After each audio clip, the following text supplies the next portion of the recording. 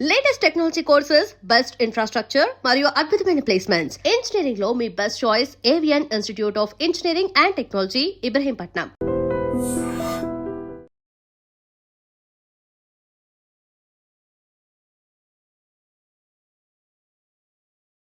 Film ఫెడరేషన్లో dancers వివాదానికి సంబంధించి మీటింగ్ ముగిసింది. ప్రెసిడెంట్ సుమలత గారు ఉన్నారు. అసలు మీటింగ్లో ఏం జరిగింది, ఏం మాట్లాడుకున్నారు కూడా ఒకసారి మనం మాట్లాడే ప్రయత్నం చేద్దాం. మేడం, ఏం జరిగింది వాళ్ళ మీటింగ్లో? సార్, మీటింగ్ పెట్టారు, మాట్లాడాము. మీరు కలిసి పని చేయండి అన్నట్టుగా మాట్లాడారు. మేము దానికి ఒప్పుకోలేదు. సరే, మేమే మీ జనరల్ బాడీకి వచ్చి మేమే కూర్చొని మేమే మాట్లాడతాము, అక్కడ మేము నిర్ణయం తీసుకుందామని అంటున్నారు. మరి మేము ఇన్ని జనరల్ బాడీలు పెట్టుకున్నది ఎందుకు ఏందనేది మాకైతే ఐడియా లేదు. ఎందుకంటే మేము ఒక డెసిషన్ తీసుకున్నాం ఆల్రెడీ మా సభ్యులతో. మేము ఇప్పుడు వాళ్ళు రాజీనామా చేశారు కదా మేడం, దానికి మీరు కట్టుబడి ఉన్నారా? అసలు వాళ్ళతో కలిసి పనిచేసే ఉద్దేశమే లేదా? మాకైతే లేదు సార్. ఎందుకనంటే తప్పు చేసిన వాళ్ళు ఎంత తప్పుని ఎంకరేజ్ చేయడం కూడా అంతే తప్పు మా దృష్టిలో. వాళ్ళతో మీరు అన్నీ మర్చిపోయి మళ్ళీ యథావిధంగా పని చేయండి అని అంటే మేము ఇంత పోరాడింది దేనికి? న్యాయం గెలవాలనే కదా. ఓకే, మాట్లాడితే వేజెస్ అంటారు. ఆల్రెడీ వేజెస్ పెరిగాయి, అయిపోయింది. ఇంకా నెక్స్ట్ పెంచాలంటే మళ్ళీ అది యుద్ధమే చేయాలి. మళ్ళీ ఇప్పుడు ఏముంది సార్? ఇప్పుడు కొత్త బాడీతో పని చేయడానికి మేము రెడీగా ఉన్నాం. ఎందుకనంటే మాకు పని చేసేవాళ్ళు కావాలి, పని ఆపేవాళ్ళు కాదు మాకు కావాల్సింది. మేము తీసుకున్న నిర్ణయాలని, మంచి పనుల కోసం తీసుకునే నిర్ణయాలకి సహకరించే వాళ్ళు కావాలి. చేసేస్తే మంచి పని వీళ్ళ క్రెడిట్ వచ్చేస్తుందేమో అని పనిని ఆపేవాళ్ళు మాకొద్దు. మాకు మంచి పని చేసే దాన్ని సహకరించే వాళ్ళు కావాలి మాకు. అంటే మీరు చేసే పని ప్రతిదీ అడ్డుకుంటున్నారా వీళ్ళందరూ? అదే కదా, 6 నెలల నుంచి ఆగిపోయింది. అదే కదా సార్. ఇప్పుడు మేము ఏదైనా ఒక మంచి నిర్ణయం తీసుకున్నామని అంటే వితిన్ 1 monthలోనే అయిపోవాలి పనులు. అలా కాకుండా ఎప్పుడే చెప్తే అప్పుడే అయిపోతాయా అని అంటే మరి చేయాలి. వచ్చింది పని చేయడం కోసమే కదా వచ్చింది. మళ్ళీ యథావిధిగా ఫస్ట్ డే మళ్ళీ మొదలెడితే మళ్ళీ చేసి పని చేయండి అని అంటే ఇంకా ఇన్ని రోజులు మేము ఆ సంస్థని ఆపేసింది ఎందుకు? గత 2-3 నెలల నుంచి అన్ని పనులు ఆగిపోయి ఉన్నాయి. దీనికోసమా? అంటే ప్రెసిడెంట్ సుమలత గారు ఏకపక్షంగా నిర్ణయాలు తీసుకుంటున్నారు. అంటే వాళ్ళు ఏవో సాకులు చెప్పి వీళ్ళతో పనిచేయటం ఇష్టం లేదు కారణంగా బలవంతంగా రాజీనామాలు చేయించే ప్రక్రియ జరుగుతుంది అంటున్నారు. ఎవరు చేయించారు? మీరే. ఎవరితో చేయించారు? ఎవరైతే సస్పెండ్ చేశారో వాళ్ళతో కలిసి పనిచేసే ఉద్దేశం మీకు లేదు? సస్పెండ్ చేయలేదు సార్, వాళ్ళు రాజీనామా చేశారు. ముందు మీరు సస్పెండ్ చేస్తేనే వాళ్ళు రాజీనామా చేశారంట కదా. ఒక నిమిషం, ఈయన మా జాయింట్ సెక్రటరీ, ఈయన మా ఈసీ మెంబర్. మేము మొదలు చెప్తాం. ఒకసారి అక్కడ వినండి. ఎంతసేపు నాదే కాదు, వాళ్ళది కూడా వినండి. వాళ్ళంతలో వాళ్ళే రాజీనామాలు చేశారు తప్ప మేడం గారు సస్పెండ్ చేయడం అట్లాంటిది తెలియదు. వాళ్ళు రాజీనామాలు చేసింది కూడా మేడం గారికి తెలియదు. ఫెడరేషన్ వాళ్ళు పిలిచి జాయింట్ మీటింగ్ పెడితేనే అప్పుడు కానీ మాకు తెలియదు. మీరు ఒకళ్ళని కూడా సస్పెండ్ చేయలేదా? మేము సెక్రటరీ వాళ్ళంతలో వాళ్ళే చేశారు. సెక్రటరీ గారు ఏంటంటే అంటే మీరు ఏకపక్షంగా సెక్రటరీని సస్పెండ్ చేస్తే దానికి నిరసనగా వాళ్ళు చెప్పే వర్షం చెప్తున్నా. మీరు ఏకపక్షంగా ఎవరైతే మీకు అగెనిస్ట్ గా ఉన్నారో వాళ్ళని లెక్కబెట్టి మీరు రాజీనామా తప్పు సార్ మీది. ఎందుకంటే ఆయనని ఏకపక్షంగా ఎవరు చేయలేదు. ఈ రాజీనామాలు ఎవరైతే చేశారో వాళ్ళందరూ ఈసీ మెంబర్స్ అందరు కలిసి మా ఈసీ మీటింగ్లోనే ఆయన చేసే తప్పు నిర్ణయం అది ఏమంటారు నిరూపణ అయ్యింది కాబట్టే ఆయనని అందరు ఈసీ మెంబర్స్ అందరు కలిసి ఆయనని సస్పెండ్ చేశాము. అది అయిపోయింది. ఆయన సస్పెండ్ అయినందుకు మళ్ళీ వీళ్ళు డే బై డే మార్పులు చేసుకొని సపోర్ట్ చేస్తూ వాళ్ళందరూ వీళ్ళు వెళ్ళి రాజీనామా చేశారు. అప్పుడు ఓకే, మేడం గారు ఎవరిని సస్పెండ్ చేయలేదు. వాళ్ళంతా వాళ్ళు రాజీనామా చేసి ఇప్పుడే మేడం అన్నారు సెక్రటరీని మాత్రమే మేము ఈసీ మీటింగ్ లో సస్పెండ్ చేశాము. దాన్ని ఇమ్మీడియట్ గా జనరల్ బాడీలో పెట్టాము. జనరల్ బాడీలో పెట్టే ముందే వీరందరూ కలిసి ఆయనకు మద్దతు తెలుపుతూ రాజీనామాలు చేశారు. వారికి రాజీనామాలు చేసిన అవసరం ఏంటి? అసలు ముందు సస్పెండ్ చేయడానికి రీజన్ ఏంటి మేడం? ఒక్కసారి ఫ్రాడ్ చేసిన విషయం దానికి సంబంధించిన పూర్తి ఆధారాలు ఉన్నాయండి. లేకపోతే ఎందుకు చేస్తాం? మేము కమిటీలోనే పెట్టాము. ఇది జరిగింది. చాలా సాంగ్స్ పేమెంట్ల విషయంలో తిన్నాడు అతను, డబ్బులు కమిషన్ తిన్నాడు. ఎంత ఫ్రాడ్ జరిగింది మేడం మీ దగ్గర? ఎంత అనేది నేను బయటికి చెప్పనండి. చాలా మూవీస్ కి జరిగింది. రీసెంట్ గా రాజాసాబ్తో సహా ప్రొడ్యూసర్స్ మాకు డబ్బులు ఇస్తున్నారు. మా డబ్బులు తిని రైట్ వాళ్ళకి ఎక్కడిది? ఇన్ఛార్జీలకి. అంటే సెక్రటరీ పోస్ట్లో ఉంటే నీ ఇష్టం వచ్చిన తినేస్తావా? ఆయన మళ్ళీ మేనేజర్స్ యూనియన్లో కూడా మెంబర్. ఇక్కడ ఫెడరేషన్ లో కూడా జాయిన్ ఇక్కడ మాట్లాడండి ఒకసారి. ఇక్కడ అయితే లాస్ట్ ఫైనల్ క్వశ్చన్, అందరి దగ్గర కూడా వీడియోలు తీసుకుంటారు కదా, అలా వీళ్ళ దగ్గర కూడా తీసుకుంటారు. Last question madam. ఇంతకు ముందు ప్రెసిడెంట్ గా చేసిన ప్రకాష్ గారు అనేక మీడియా ఛానల్స్ కి ఇంటర్వ్యూ ఇస్తూ మాట్లాడతా, వాళ్ళ దగ్గర కూడా వెళ్తా. ఆయన ఏమంటాడు, బాంబే డాన్సర్స్ ఇప్పుడు ఫ్రాడ్ చేశాడని చెప్పి ఒక వ్యక్తిని సస్పెండ్ చేశారు కదా, జానీ మాస్టర్ కూడా బాంబే డాన్సర్స్ ని పెట్టి కావాలని చెప్పి వాళ్ళ దగ్గర నుంచి ప్రతి డాన్సర్ నుంచి కూడా 4 నుంచి 5 వేల రూపాయలు ఫ్రాడ్ చేశాడు. అవసరం ఉన్నా లేకపోయినా మీరు ఇప్పుడు చెప్పండి. దీని ఆన్సర్ తర్వాత ఈ క్వశ్చన్ ఆన్సర్ మేడం, దీనికి ఏం సమాధానం చెప్తారు? మీరు ప్రతిసారి జానీ మాస్టర్ అంటే జానీ మాస్టర్ లాగా ఇంకా నాకు వస్తే అలాగే ఇంకా మగాడు లేడా? ఎందుకు ప్రతిసారి అంటే జానీ మాస్టర్ పేరు చెప్పుకొని బతకలేరా? నాకు అదే డౌట్ వస్తుంది. అంటే జానీ మాస్టర్ పేరుతోనే వీళ్ళు బతుకుతున్నారు. అలా చెప్తేనే వీళ్ళు ఇంటర్వ్యూలో మేము హైలైట్ అవుతామని చెప్పి వీళ్ళు జానీ మాస్టర్ పేరు తీస్తున్నారు. లేకపోతే వాళ్ళు ఎవరు చూస్తారండి? ఇప్పుడు పలానా మనిషిని మనం ఇంటర్వ్యూ చేస్తాం, ఆయన హైలైట్ అవ్వాలంటే జానీ మాస్టర్ అని చెప్తేనే హైలైట్ అవుతారు వాళ్ళు. అందుకే ప్రతిసారి జానీ మాస్టర్ అనే చెప్తున్నారు. ఇప్పుడు శేఖర్ మాస్టర్ గర్ల్స్ని వాడరా, బాంబే డాన్సర్స్ని వాడరా, భాను మాస్టర్ వాడరా, ఒక మాట చెన్నై నుంచి వాడరా? మా గర్ల్స్ ఉండగా సీనియర్ గర్ల్స్, ఇప్పుడు ఒక విషయం చెప్తాను సార్ మీకు, ఒక చిన్న లాజిక్. ఇప్పుడు యంగ్ బాయ్స్ని కావాలి మేము బాంబే నుంచి తెచ్చుకున్నాం అంటే ఒక అర్థం ఉంది. ఎందుకు? యంగ్ లుక్ కోసం. సీనియర్స్కి ఏం యంగ్ లుక్ కావాలి మీకు? సీనియర్స్కి యంగ్ లుక్ అవసరం లేదు కదా. వయసు 40 సంవత్సరాలు అంటే ఆంటీ లాగా ఉంటే సరిపోతుంది. ఇప్పుడు ఆంటీ లాగా మా అసోసియేషన్లోనే చాలా మంది ఉన్నారు. ఉన్నా కూడా భాను మాస్టర్, పొలాకి విజయ్ మాస్టర్ వీళ్ళందరూ చెన్నై నుంచి పిలిపించుకుంటారు. మరి మా డాన్సులు పొట్టగొట్టినట్టే కదా సీనియర్లది. అసలు సీనియర్కి వర్కే రా, జూనియర్స్ కన్నా వర్క్ వస్తుంది. ఈ సాంగ్ కాకపోతే ఇంకొక సాంగ్. సీనియర్లకు ఎవరు ఇస్తారు వర్క్? వచ్చిన వర్క్ మీరు పోగొడుతున్నారు కదా సీనియర్స్ది. అదే కూడా మాట్లాడే వాళ్ళు అంటే యూనియన్ సభ్యులు కాదు సీనియర్స్. ఇప్పుడు ఈ పాయింట్ మీరు నాకు సమాధానం చెప్పండి. ఇప్పుడు మీరు అంటున్నారు ఆయన కూడా అదే ఎలిగేషన్ చేస్తున్నాడు మేడం. చేయట్లేదా బాంబే డాన్సర్స్ తో? అంటే అవసరం ఉన్నా లేకపోయినా నేను ఆయనతో మాట్లాడాను మేడం. నిన్న ఆయనతో మాట్లాడాను. జానీ మాస్టర్ దగ్గర చేసే కోఆర్డినేటర్స్ ఎవరైతే ఉంటారో వాళ్ళే శేఖర్ మాస్టర్ దగ్గర, భాను మాస్టర్ దగ్గర కూడా చేశారు. అంటే ఇప్పుడు జానీ మాస్టర్ కమిషన్ తింటే భాను మాస్టర్, శేఖర్ మాస్టర్ కూడా తిన్నట్టా? అది వాళ్ళే సమాధానం చెప్పాలి. ఇది నా క్వశ్చన్ కాదు మేడం, ఇది నా క్వశ్చన్ కాదు, దయచేసి అర్థం చేసుకోండి. ఇది నా క్వశ్చన్ కాదు. నిన్న నేను ఆయనతో మాట్లాడినప్పుడు, ఆయన బయట తీసుకున్నప్పుడు, ఆయనతో ఇంటర్వ్యూ చేసినప్పుడు మీ మీడియా వాళ్ళు కూడా ఎలా అడగాలంటే, ఎందుకండి శేఖర్ మాస్టర్, ఎందుకనండి జానీ మాస్టర్ పేరే తీస్తున్నారు అంటే వేరే మాస్టర్లు వాడరా అని మీరు ఎందుకు ఒక క్వశ్చన్ వెళ్ళకపోయారు?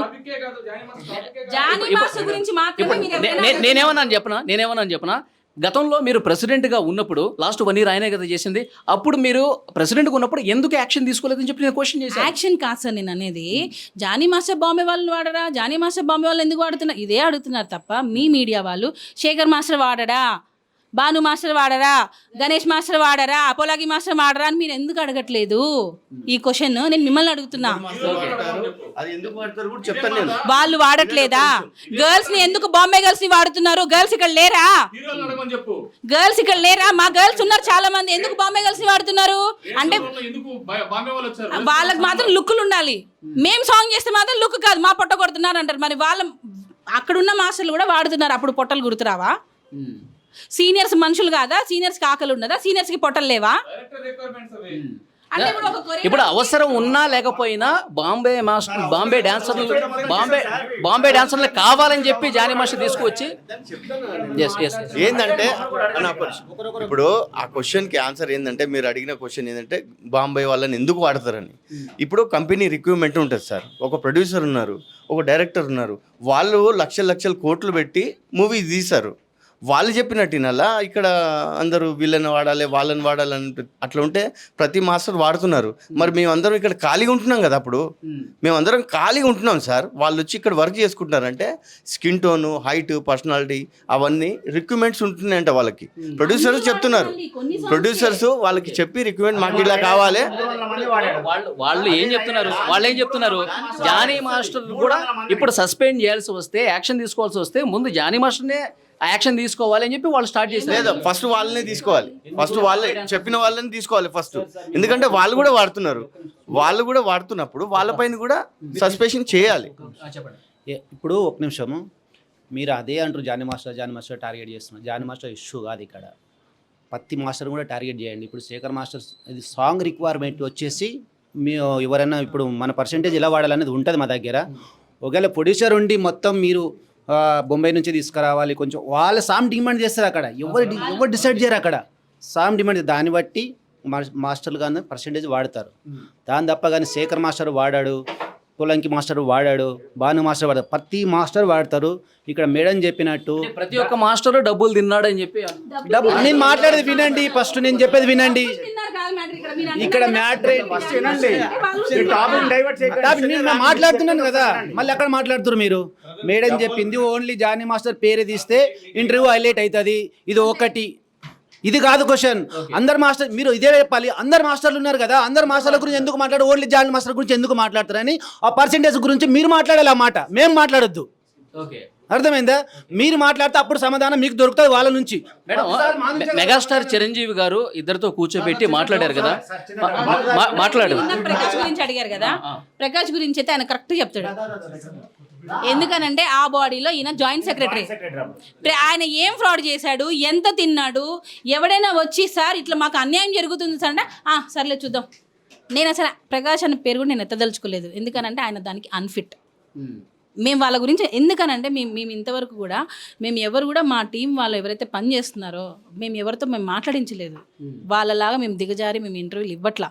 దిగజారి ఇంటర్వ్యూ అంటే మళ్ళీ మీరు వేరే దానికి తీసుకెళ్ళకండి. అసలు ఉన్నవి లేనివి ఇప్పుడు నేను చూపిస్తున్నా, ఇది జరిగింది అని నేను చూపిస్తున్నా. వాళ్ళు నా గురించి ఏం చూపించగలుగుతున్నారు అంటే జానీ మాస్టర్, జానీ వాళ్ళు ఆ పేరు చెప్పుకోకుండా బతకలేరు. ఆ పేరు చెప్తేనే అది హైలైట్ అవుతుంది. వాళ్ళు ఇప్పుడు ప్రకాష్ అయినా, ఇప్పుడు ఏడుకొండల శ్రీ ఎవరైతే సెక్రటరీగా రాజీనామా చేశారో, క్యాషియర్గా రాజీనామా, వీళ్ళందరూ కూడా జానీ మాస్టర్ అని చెప్పుకునే బతకగలరు. వీళ్ళు ఆ పేరు తీయకుండా వీళ్ళు బతకలేరు. మేడం, చిరంజీవి గారితో మీటింగ్ జరిగిన తర్వాత కూడా లంచ్ మీట్ ఏర్పాటు చేశారు శేఖర్ మాస్టర్కిను జానీ మాస్టర్కి. తర్వాత మీరు ప్రెస్ మీట్ పెట్టారు, అంతా బాగానే ఉంది, మా మధ్య ఎలాంటి గొడవలు లేవని చెప్పారు. ఈ రోజు మీటింగ్లో ఇంత గొడవ జరగడానికి మళ్ళీ మొదటికి రావడానికి కలుపుకోవడానికి ట్రై చేస్తున్నాము. మేము క్లోజ్ చేసేసాం మ్యాటర్ని. దాన్ని మళ్ళీ ఎందుకు ఇష్యూ చేస్తున్నారు, ఎందుకు చేస్తున్నారు అది మీరే చెప్పాలి. మేము ఆల్రెడీ ఒక ప్రెస్ మీట్ పెట్టి అఫీషియల్గా మేమంతా ఒకటే అని చెప్పిన తర్వాత ఎందుకు మళ్ళీ ఇష్యూ చేస్తున్నారు? మీరు రాజీనామాలు ఇంకా యాక్సెప్ట్ చేయము, వాళ్ళతో కలిసి పనిచేయమంటున్నారు కదా. జూన్ 14 రోజు సభ్యులు వాళ్ళే. ఇక్కడ ఉన్న వాళ్ళందరికీ ఒకసారి కెమెరా పెట్టండి. వీళ్ళందరూ కూడా సభ్యులే, నేనే కాదు. జూన్ 14 రోజు మేము సర్వసభ్య సమావేశంలో డెసిషన్ తీసుకున్నాం. దాన్నే మేము అమలు పరిచాం. మా ఒక్కరి డెసిషన్ కాదు. నా ఒక్కదాని డెసిషన్ తీసుకుంటే ఫస్ట్ నన్ను చంపేస్తారు మా సభ్యులు. ఇప్పుడు మేడం, ఇప్పుడు వాళ్ళంతటి వాళ్ళే రాజీనామా చేశారు కదా. బొంబాయి డాన్సర్లు వాడకుండా మన ఓన్లీ తెలుగు డాన్సర్లు వాడినా కూడా చాలా సాంగులు ఉన్నాయి. మొన్నటికి 300 మంది తెలుగు వాళ్ళనే పెట్టాడు జానీ మాస్టర్. రైరర్ సాంగ్లు దానికి రవితేజ సాంగ్ తెలుగు వాళ్ళనే పెట్టాడు, ఎవరు పెట్టలేదు. మళ్ళీ ఇది ఎందుకు చెప్పరు? వాళ్ళు బొంబాయి అని టార్గెట్ చేసి ఒక్కడే చేస్తున్నారు. వాళ్ళు కూడా వాడుతున్నారు. నేను అడిగేది ఒకటే, ఒక పర్సన్ తప్పు చేశాడు, తప్పు చేసిన తర్వాత ఆ పర్సన్ని సాక్ష్యాధారాలతో చూపించి తప్పు చేశాడని తెలిసిన తర్వాత అదే కమిటీలోన సస్పెండ్ చేశారు. సస్పెండ్ చేసిన తర్వాత ఆయనకు సపోర్ట్గా ఈ కమిటీ వాళ్ళు ఎందుకు రాజీనామా చేశారు? ఆ రాజీనామా చేసిన తర్వాత జనరల్ బాడీ మీటింగ్లో ఏం ఆమోదం చేస్తే దానికి కట్టుబడి ఉండాలి. ఇప్పుడు 1 కాదు, 2 కాదు, 3 కాదు, 3-4 జనరల్ బాడీ మీటింగ్లు అయిన 4-5 లక్షలు ఖర్చు అయింది. దీని గురించి దాన్ని ఎవరు ఖర్చాలండి? మేమే కట్టుకోవాలి, మేమే చేసుకోవాలి, మా డబ్బులు కదండి. ఈయన ఈసీ మెంబరే, ఈయన జాయింట్ సెక్రటరీ. నేను తప్పు చేసిన వాళ్ళకి సపోర్ట్ చేస్తూ వీళ్ళు రాజీనామా ఎందుకు చేశారు? ఆ రోజు రాజీనామా చేస్తే మళ్ళీ ఈరోజు మళ్ళీ 6వ తారీఖు విత్డ్రాల్ చేసుకున్నామని చెప్తున్నారు. మాకు ఆల్రెడీ జనరల్ బాడీ మీటింగ్లో మా సభ్యులు ఆల్రెడీ చేసేసుకున్నాం. మేము వీళ్ళ రాజీనామాల్ని ఆమోదం చేసుకున్నాం. దాని తర్వాత ఇక్కడికి వచ్చి మళ్ళీ విత్డ్రాల్ చేసుకుంటే అది మాకు పంపాలి కదా. ఇదే ఫెడరేషన్ వాళ్ళు మా అసోసియేషన్ పంపాలి కదా. మా యూనియన్కి వీళ్ళు సామూహిక రాజీనామా చేశారని మా అసోసియేషన్కి లెటర్ పంపించిన తర్వాత అదే విత్డ్రా చేసుకున్నారని కూడా పంపాలి కదా. అడిగితే అవసరమా? మీకు పంపించడం అవసరమా మాకు అంటే అది ఎంతవరకు కరెక్ట్ చెప్పండి? మేము ఒకటే అడిగేది సార్, తప్పు చేశారు, తప్పు చేసిన పర్సన్కి వీళ్ళు సపోర్ట్ చేస్తూ వీళ్ళు రాజీనామా చేశారు అంటే తప్పును ఎంకరేజ్ చేసిదే కదా. తప్పు చేసిన వాళ్ళకి దానికి ఎంకరేజ్ చేసిన వాళ్ళు కూడా శిక్ష పడాలి కదా. మేడం, ఇక్కడ ఒక పాయింట్ చెప్పండి. ఇప్పుడు మీరు ఎవరైతే తప్పు చేశారని సస్పెండ్ చేశారో అతను ఒక్కడే రాజీనామా చేసి మిగతా వాళ్ళు రాజీనామాను వెనక్కి తీసేసుకుంటే మిగతా వాళ్ళతో కలిసి పనిచేయడం ఇష్టమేనా?